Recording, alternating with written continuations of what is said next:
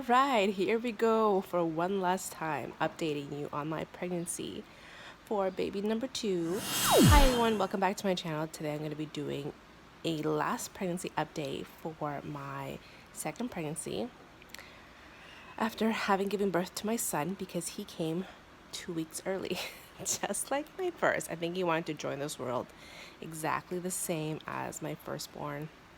And so be it. My husband's been outside with my mother-in-law. They've been taking care of my daughter while I cater to my son and his feeding needs, plus just taking it easy and relaxing for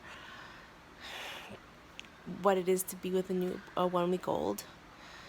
When I'm posting this, he's going to be just shy of 2 weeks.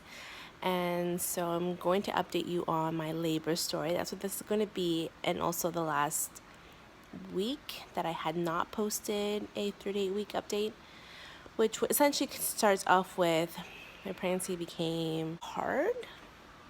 No, it was more so on my butt cheek area where I had sciatica last time around. I had a pinching, or I'd say a muscle that was hurting. And right in the middle of my butt cheek, and I would pinch at it or try to massage it out, try to get my husband to massage it out. But because we are in COVID right now, we are not able to see anybody, and no one is allowed to see us. So my massage therapist couldn't come and help me out, which normally that's exactly what I would have done. My physiotherapist as well, I would have called her out. She couldn't see me either. And so here I was trying to do it myself, or trying to get my husband to do it. And of course, if you're not a professional in doing what it is that needs to get done, it's not the same. And the knot remains. And that's what happened. So I had to endure or try to do what I can. And luckily, the baby came early and the pain somewhat subsided. So here we are, about to get into my labor story. He came where I thought was Braxton Hicks. So I was having irregular contractions. I timed them. They were 29 minutes, 17 minutes, 6 minutes, 9 minutes, 24 minutes. Like, they were very irregular. And I'm thinking, yeah, I'm in early labor for sure, but I'm definitely possibly not going into labor. And since I'm part of a mom's group for babies that are born in 2020, I posted on there my screenshot of my contractions. And even they thought as well that I was not going to go into labor. It could be early, but being my second, of course, we never know. It could be it. And just trying to breathe through them. So I did a lot of hypnobirthing as well. It's what I did last time. It helped to just ease my mind from what was happening and push the breath to my uterus, to the pain, to the contractions, whatever it was, and thinking, okay, if this is it, you gotta let me know, and if it's not, then you still gotta let me know so I can get some sleep.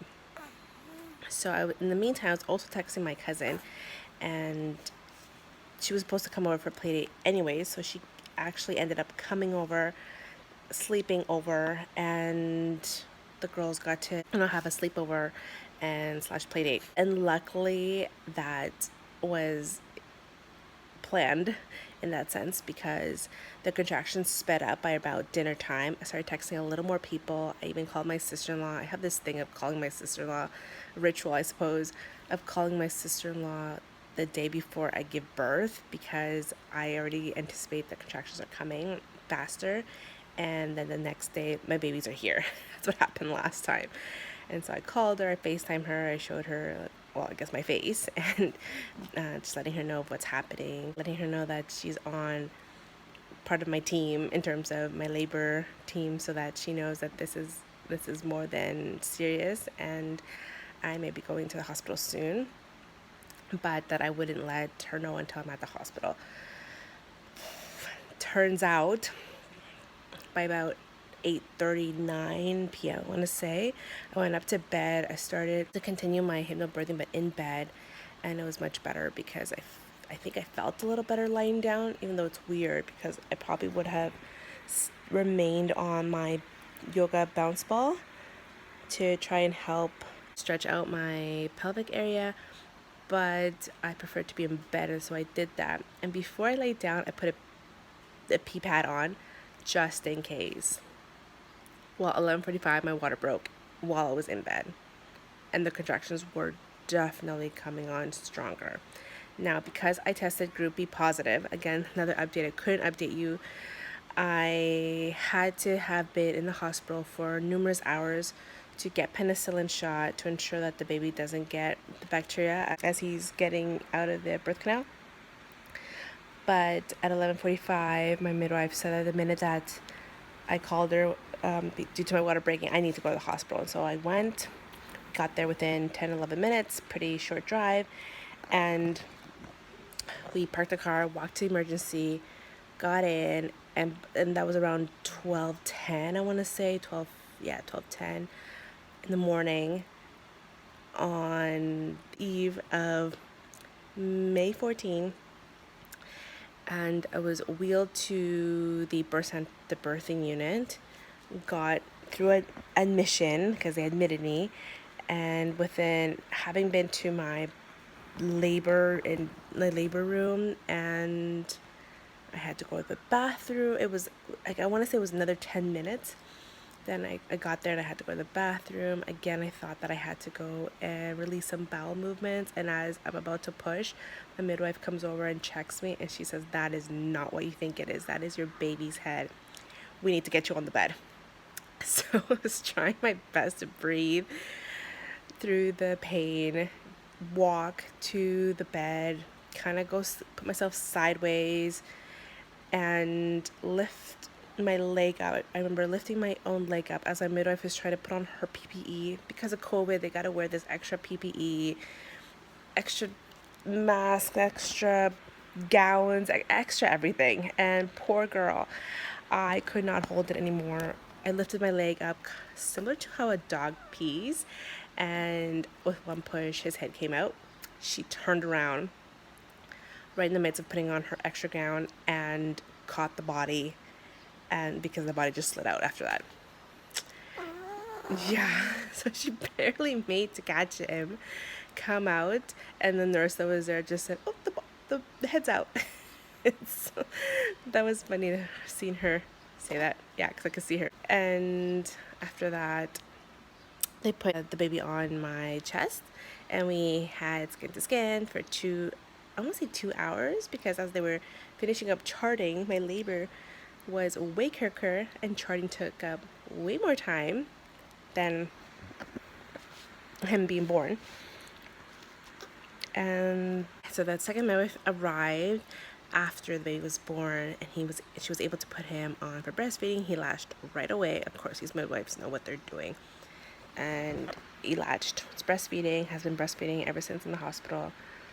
And that's my baby boy. It's my labor story, because it's a quickety one. May 13, contractions started. Thought they were Braxton Hicks. Turned out to be real contractions. 11:45, still on the 13th, my water broke. Got to the hospital on May 14 at 12:10, and then baby was born on May 14 at 12:30.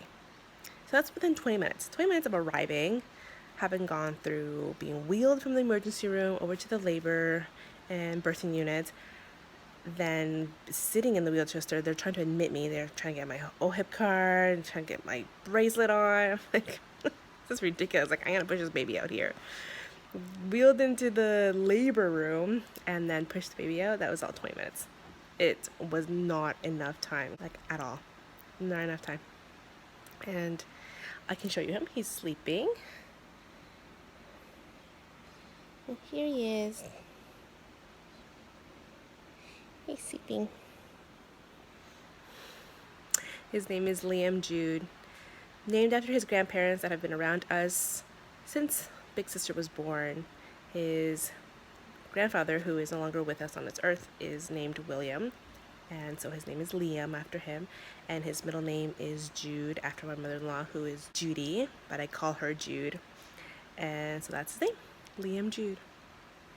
So I hope you enjoyed my quick and easy labor story. It still hurt. The ring of fire still hurt. I think I just managed to push him out in one push because I felt it. I felt that ring of fire, and I said, I am not enduring this. So out you go, kid, and out slid the body as well. If I can do it, you can too. No time for epidural. No time for anything. There was no laughing gas available because of COVID. Man, you know, sometimes we just have to remember that we are strong. And that definitely reminded me that I am strong, and I was able to push a baby out by myself without any medication. I don't know. And here we are. And he's perfectly fine. Yep.